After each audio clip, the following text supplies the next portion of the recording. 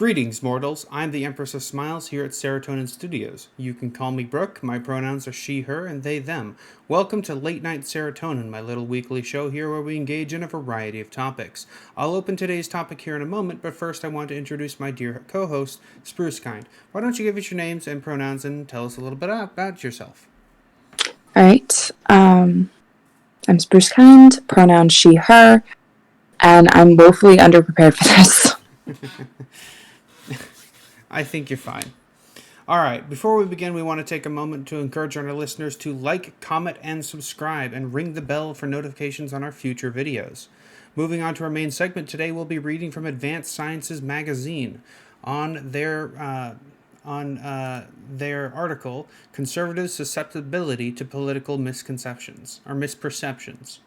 The abstract reads, the idea that U.S. conservatives are uniquely likely to hold misconceptions is a widespread but has not been systemically assessed. Research is focused on the beliefs of a narrow set of claims never intended to capture the richness of the political information environment. Furthermore, factors contributing to this performance gap remain unclear. We generated a unique longitudinal data set combining social media engagement data from a 12-wave panel study of Americans' political knowledge about high-profile news over a 6-month period.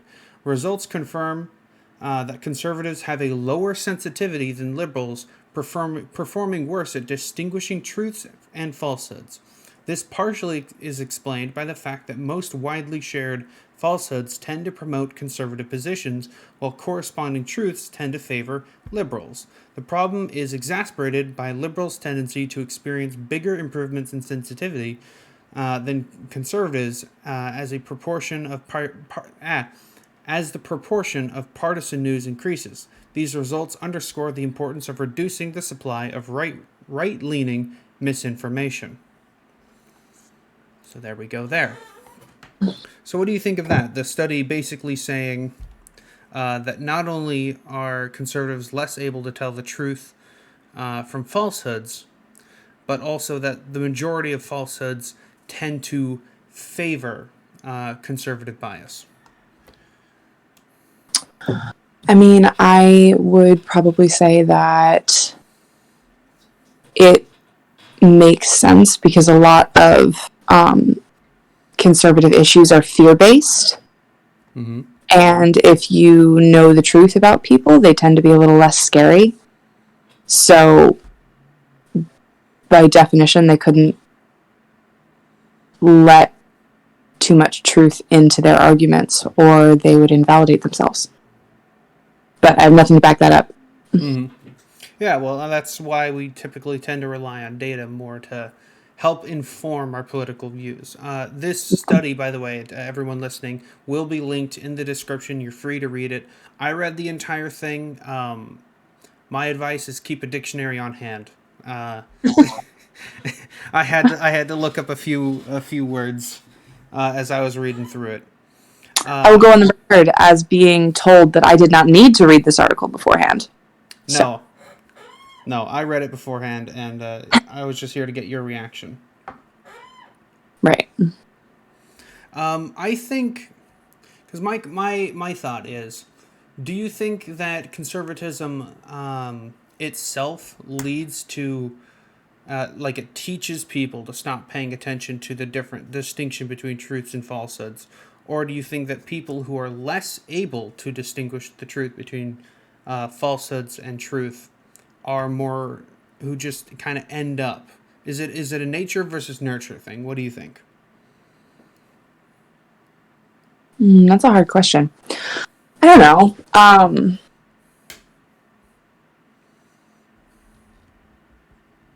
I've never really thought about it in terms of being able to discern the truth before. I've always looked at it in more of a systemic or community versus individualistic way. I don't know. What do you think about that?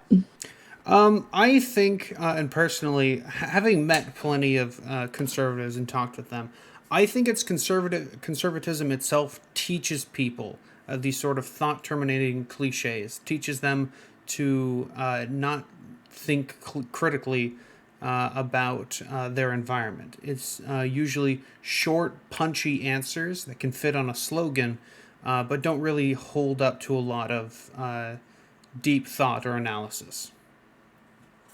You know, Yeah, I agree with like that. one really good example is the sort of whole build the wall movement. Mm-hmm. The idea that you could just build a wall to hold people out, that's a very simple, slogan heavy idea, but it doesn't really address the fact that most people who immigrate go on planes that fly right Yeah. over any wall you could possibly Yep. build. And I think that is a sort of good rule of thumb of how a lot of conservative issues are run, is that they go for the slogan, they go for the campaign, but they don't really. You're not encouraged to think about your positions, and if you are, you're typically critical of the mainstream position, and thus you're isolated and harassed. Yeah. Um, as as I usually come down on in nature versus nurture arguments, I'd say it sort of has to be both because your nature may make you more likely to like simple answers that are easily understandable on the surface. But if you are taught through schooling or through your family to think critically about things, and if you're challenged on those ideas from an early age in a supportive way, then you're not going to maintain that view. Um, so I would say it's got to be equal parts, because also in the same vein, if you're more likely to look for the truth but you get shut down every time, consistently shut down with these circular arguments that don't make sense, speaking from experience, it becomes harder and harder to go look for them. Hmm. All right. So, oh yeah, I think I'm coming down on the nurture side of it. You're coming down on the nurture side of it? I think so. Yeah, because like the dealing with the whole issue of nature versus nurture is, you know, that sort of presupposes, do we think people are born stupid to fall for falsehoods, or do we think that falling for these falsehoods has to be taught? Um, and personally, I think information is the most powerful weapon someone can wield. I I think mean, I think stupidity, as we would broadly refer to it, that's a thing that is taught and reinforced. I think that more than stupidity, the danger here is being taught conviction, but not being taught to search for evidence of other people who share your conviction, but instead just being told, if somebody else doesn't think this, then they've been brainwashed. I think it's more about conviction and how you're taught to treat that. Yeah, the people who assume that they're right and anyone who says that they're wrong must just be, brainwashed or a libtard. I have Mm-hmm. encountered a shocking amount of people, both within friend groups and outside of them, who, after talking to them for a good bit, they'll make allusions to like, you're brainwashed, or oh, you're really drinking the Kool-Aid, aren't you, when I'm like citing studies or things like that that just disagree with them empirically. Yeah, and I mean the sort of counterculture to academia definitely plays into whether or not people are more likely to believe the reporter who says something scandalous or the article that lists multiple sources. Um, I've lost where I was going with that. You should keep talking now. No. I get what you're saying. I had an incident like that. Not too long ago, about a week ago. I was working at a local church, um, and when I mentioned that I was also pursuing college, they mentioned, "Oh, they're gonna get you. They're gonna get you," as it was like an in joke amongst them. But I'm like, What? Yeah. I'm just getting a higher education, friends. That's all it is. You don't need to be It's not. Do you think that I am so weak as to be brainwashed by just learning more? And do you think that it speaks highly to you who doesn't go to college or even laughs at someone who wants to go to college that you know better because you can? And this was said, this was a quote, well, I can read between the lines, you know. And I'm like, no, I don't think you can. After talking to you, I don't think you can.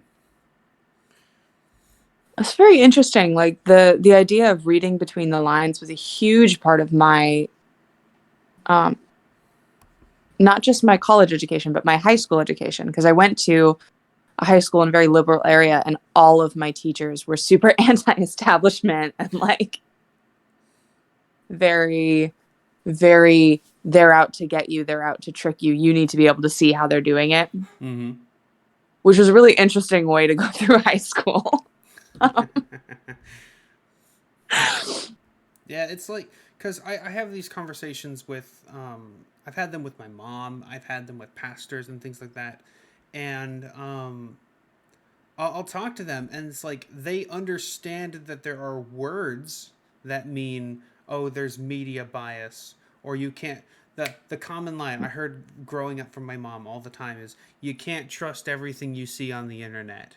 And I'm like, while yes, that's technically true, you're not making an argument that my data or my sources are wrong because X, Y, and Z. You're just saying that any source that you don't agree with, you can't trust because you don't agree with it. Yeah. And it's like, ah, but the ever trusted news source of Fox News, we can't dispute that information. It's on TV. Well, I also think that trust plays a big part in how in what people are willing to believe. Trust and fear play a lot into that because like if you look at the scientific community, Mm-hmm. um, a lot of evidence-based studies have really threatened and not necessarily in a bad way, but not for a bad reason. But like a lot of jobs that were created and sort of became a big part of the fabric of the way that our country and our economy runs um, have been challenged and threatened by scientific discoveries about the environment.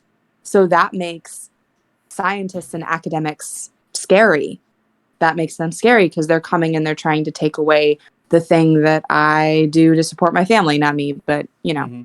Yeah, I And think, so yeah, it climate change is a really good example of that.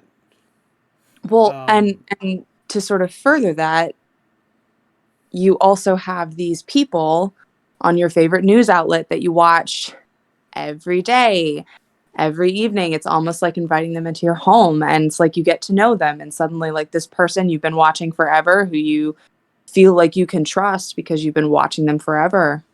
Lots of times while you're eating dinner or while you're doing other things that signal to our brains that this is a community activity and they're saying these crazy things, but you know, they've never tried to take anything away from me. It's always been other people. So I yeah. trust them more. I think that that plays a lot into it more than I think it's much more Oh, you muted yourself. Technical issues, crew. But yeah, as Spruce was saying, I think that's a really good example, or I think climate change is a really good example of that, of how a lot of the information surrounding it is bullied by these sort of thought terminating cliches. You know, uh, for example, um, there was that whole controversy a few weeks ago about how the report came out that cows produce a significant amount of methane gas, and that's not good, and that we should seek to find ways to like reduce carbon emissions overall across industries, and one of those just happened to be within industrial farming. Um, And conservatives took that and ran with that, and they said, we don't want you. They said, oh, the liberals, they don't want you to have burgers anymore. They're stealing your burgers. And I'm like, no, no. What we want to do is try and make the world better in a more data driven, empirical fashion. Um, but Um, go ahead. Empress, just for a second. I lost you for about 2 minutes. Oh, that's okay. I was just saying how climate change is a really good example. The whole liberals are trying to steal your burgers mayhem that ran a couple of weeks ago, Yeah. and how that seems to be the trend with a lot of conservative news is that they'll take like sometimes they'll take some of the language from the left Hmm. and then just misappropriate it for uh, their their purposes. I was actually thinking about this morning, but like the misappropriation of language and statistics in order to manipulate a situation. Yeah, how so? Well, you can take a study, a statistics study, and you can make that study and those statistics work by manipulating the wording and the way you represent it Mm-hmm. for any possible position. Um, I remember hearing in one of my stat classes the example of a lawyer taking stats on domestic violence and using it to say, without lying, but simply by representing only a small part of the study, that it made it much less likely that this man had killed his wife. Hmm. Because that, or actually in that case, the lawyer took a larger statistic, that statistic being the percentage of deaths overall in Mm-hmm. all women that are caused by um, abusive partners, as opposed to the data that would have been more accurate to the situation, which would be the statistical or the statistics of abused women who were killed by their partners and that percentage. Right. So cherry So picking the data to sort of get a very cherry specific. picking and then manipulating your macro and micro Mm-hmm. lens. That reminds me of that study that came out. Oh man, this was years ago. The guy who like messed around with statistical data so that he could present that like chocolate was actually healthy for you, and he did that to prove a point that you could make data Yeah. say whatever you want. But now people like commonly accept like, oh, dark chocolate's actually good for you. It's like, no, it's chocolate. It's just as bad for you as any other type of chocolate. It's just that he messed around with the data to prove that you could make it certain points of data say whatever you want. And the problem Yes. with pieces of information like that is to two people who care about data, who care about the truth. They'll find a piece of information like that, and it'll be intriguing, but it won't be. But it won't like bear a paranoia over all pieces of data. It just means we have to pay closer attention to what data we're sourcing and where we find it from, and trying to find it from reliable sources. But a conservative, like my parents, uh, church members I go to church with, they'll take something like that and they'll hold it up as proof that you can't trust any statistics whatsoever unless they're citing the statistics, in which case totally trust them, totally trust them, because it's only it they just use that to paint, oh, any data that goes against what I say is obviously wrong, you can't trust it, you can't trust what you see on the internet.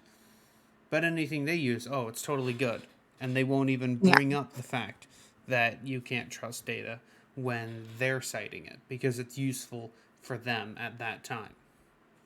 Well, and that seems to me like a very clear sign of a mentality that the world is out to get you. Because you can look at something and see that it's, well, this isn't accusing me of being something. This isn't saying that what I do is wrong or whatever is wrong. So it's not giving me the emotional reaction that other data does. So it's not out to get me, but everything else is. And if it's out to get me, I can't trust it. Oh yeah, That's see, this is the thing is you tend to think in a very logical fashion, and I tend to think and reason in a very emotional way. That's me. I tend to be, if it's not like perfectly logical, I tend to throw it out pretty quickly. That's like 90% of human nature, though. Yeah, unfortunately, I'm a bit of an oddball when it comes to a lot of people's conversations. I struggle to meet them emotionally, as I'm just like, no, data says you're wrong. You're wrong. Stop arguing. They don't like it when I do that. Yeah, nobody likes being invalidated. You might get farther by acknowledging what they might be feeling and then saying, this isn't an attack. This is just the data that I found. As opposed to, no, you're wrong. But it is more fun to say, no, you're wrong. Nobody responds well to no, you're wrong. Especially not a flat no, you're wrong. God. Nobody responds well to that. That doesn't usually change people's mind. It just makes them hate you. Well, they were already hating me for a multitude of reasons. Oh. But yeah, we should get better at, or I guess I should get better at communicating these ideas with people. Sometimes though, I struggle. I had a conversation with a man who thought that the moon was too small to cause the tides, and he just thought that the moon was in sync with the tides, and I did my best to be as nice as I could, but this man had like a white and gray beard. He was on in his ears. He should, I assumed he had gotten an education. The moon, just because it looks small in the sky doesn't mean that it's actually that small. I think we drifted from the point, but just a little bit. Trying to get good information. Yeah, that's a good question. How do you think that we should address the overarching problem of conservatives being unable to tell the difference between truths and falsehoods in political media, and how would we solve that with it being directly tied to the fact that the majority of political falsehoods favor conservative bias? I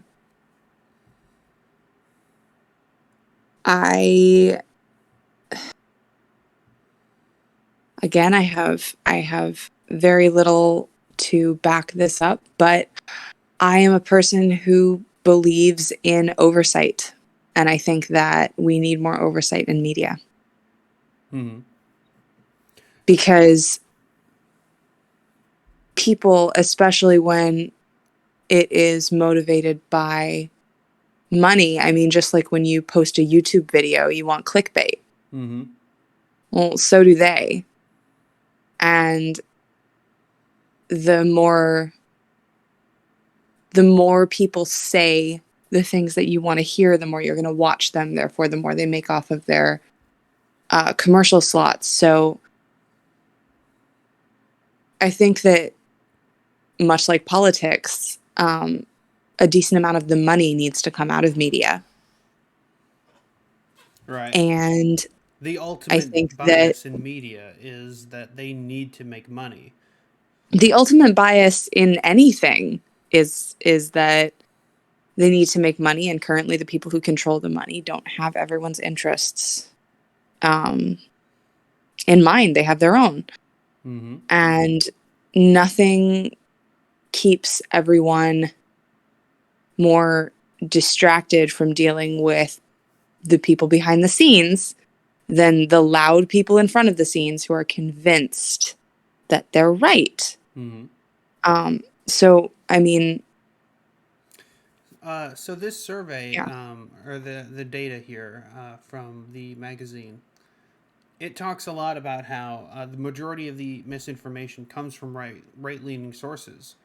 Mm-hmm. So would you support actions of like shutting down those right wing sources of misinformation, either through fines or other measures, like shutting down those platforms?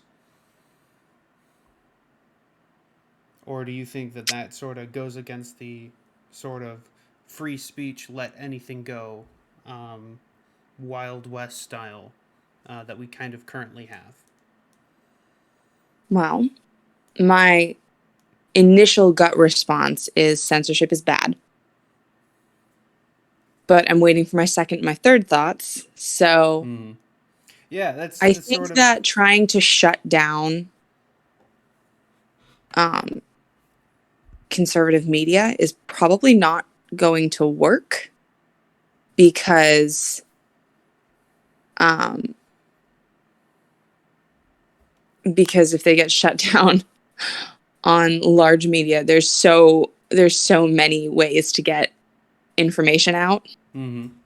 and there's so many ways to get money from getting information out that I don't I just the part of me that is very much a pragmatist doesn't think that it's possible to shut it down Mm-hmm. without I have a couple of a thoughts on that. Um, as far I as like, okay. The other thing is go I ahead. don't really trust. I believe in oversight, Mm-hmm. but I also don't trust that um, that anyone is infallible. Mm-hmm.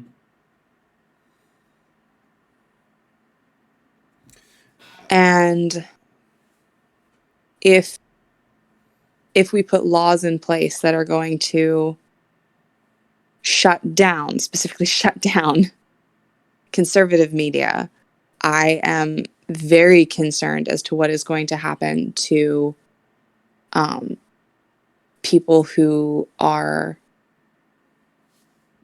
queer or BIPOC, because historically, they're the ones who get smashed first, and generally harder than others. So I feel like that's a really, really, really complicated question. Yeah, obviously, because typically when any sort of legislation or restrictions that are put up, typically they tend to target and hit minorities and leftists the worst and the hardest. Mm-hmm. But on the other hand, like we know deplatforming alt right figureheads is effective in reducing their popularity by a lot. Take for example Donald Trump, easily the single most popular Republican and right leaning figure that is out there right now. But when he got kicked off of basically every social media site, um, he set up this blog for himself that he then shut down after 3 months because it wasn't getting enough viewership. They when they don't have access to the public square Mm-hmm. to do as much disinformation, that typically clears up the waters that they were muddying. Um, and while I'm not a huge fan of the whole idea of deplatforming people, um, when you read about people like, have you ever heard of the Disinformation Dozen? The like I have 13 not. people who are responsible for like 67% of all COVID misinformation on the internet. Just 12 people. They just keep pumping out all this bullshit. Where they talk, oh, the COVID-19 vaccines, they make you magnetic, or some bullshit like that.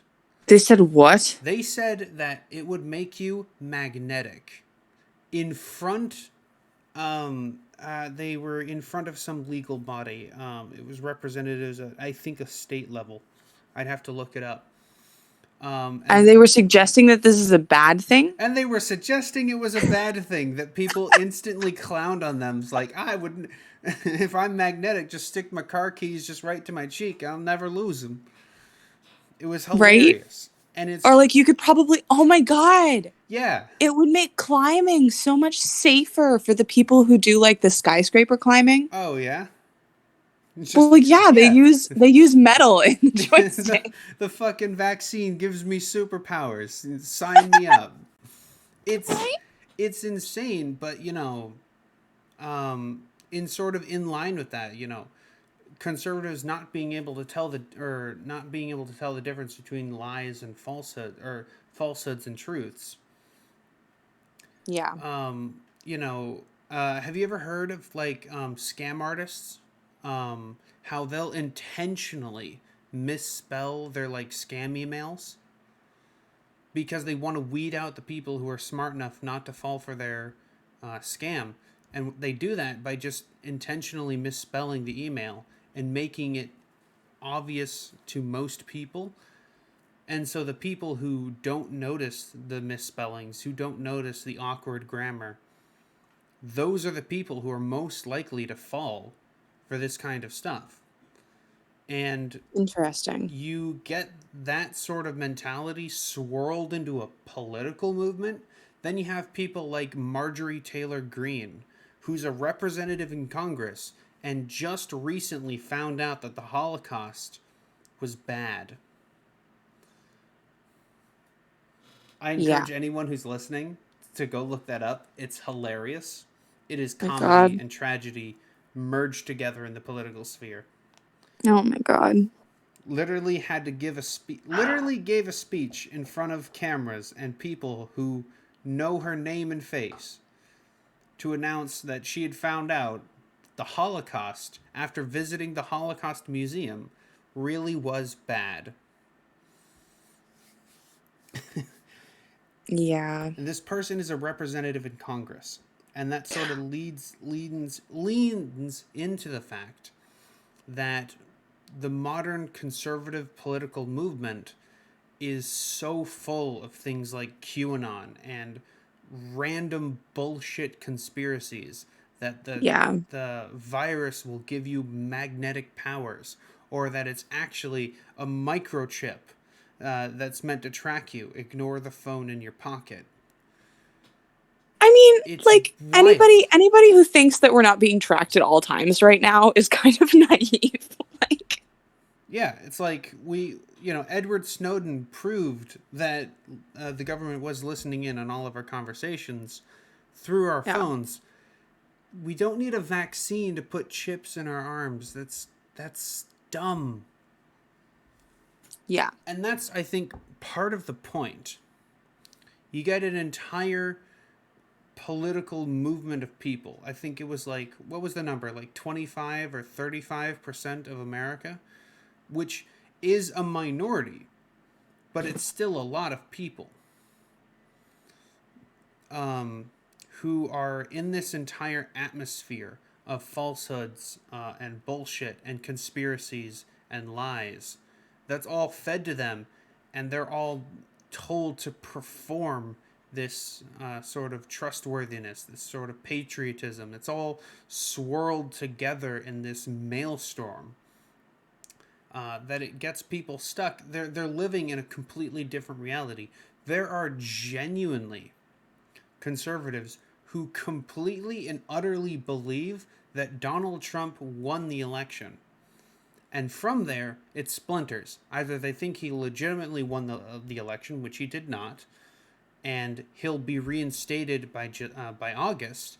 Donald Trump himself believes that he will be reinstated in August. Or they think that Biden is just a fake and it's actually Donald Trump puppeteering him from the background. It's madness, and it's not good for these people. We see the culmination of this sort of, it's fun to laugh and to joke at the crazy lady who says that the vaccine will give us magnetic superpowers. But also, we all saw the Capitol 6 riot. We all Yeah. see that they were shouting to hang Mike Pence. We see the what happens when these people are stirred up. And while it's funny to make jokes and make laughs at how divorced from reality they are, it's also, I think, important to remember that they are dangerously divorced from reality.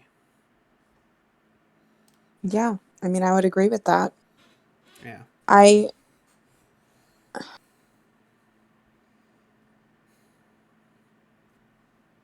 I know I should be surprised by the Congresswoman not knowing about the Holocaust, but there are men in Congress who don't even know what a period actually is. Mm-hmm.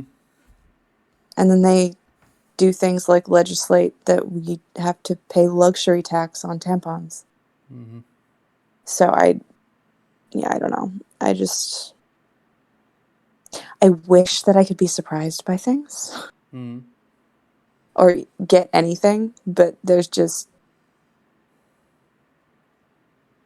Yeah, I feel that. It's, on the one hand, as long as you don't think about how it affects people and the real world effects, it's almost comical. It's hilarious. But then when you think about how it affects people and how it integrates in the real world and the actual effects it has on people's lives, that comedy sort of turns to ash in your mouth. And you're just left with, like, at first it's funny. These congressmen, they don't know what a period is. This one found out that the Holocaust was actually bad, and I don't think she's apologized for the Jewish space laser comments either. On the one hand, that's funny, and on the other hand, these people hold real power. They're writing laws that we all have to live under. I And that's think, horrifying. yeah. Well, I mean, and I also think that part of the reason that we laugh, because I don't know if you've laughed about something like this in front of like people who are much older than us, but they don't get it.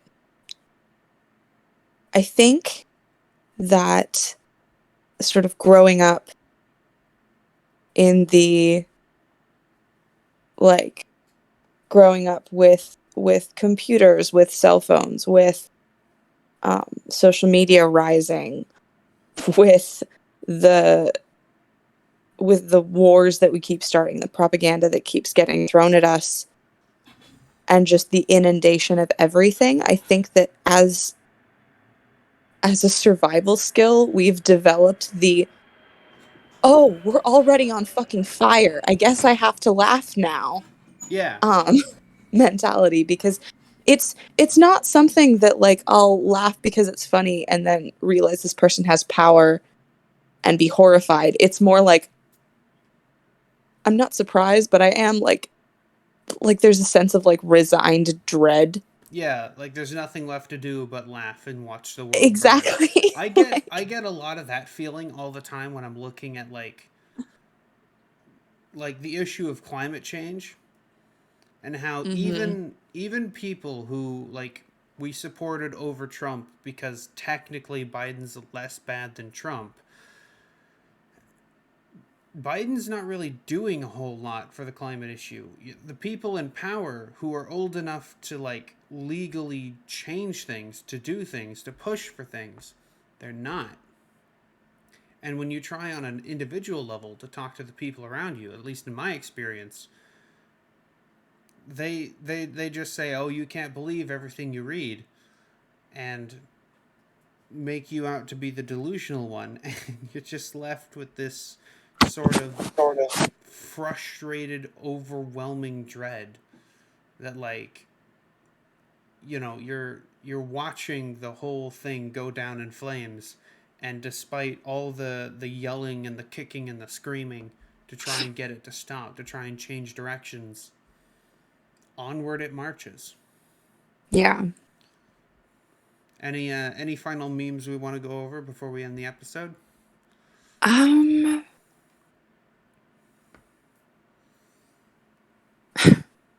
No, not that I can think of. All right. Well, viewers, thank you for sticking with us. Got a little bit depressing towards the end. Is that not a good explanation for the Gen Z experience? Remember to like, comment, and subscribe. We'll be trying to make videos on a weekly basis. Do take care, and remember, hope against all the odds. Try and do as much good as you can while you can. Thank you, and good night. Take care.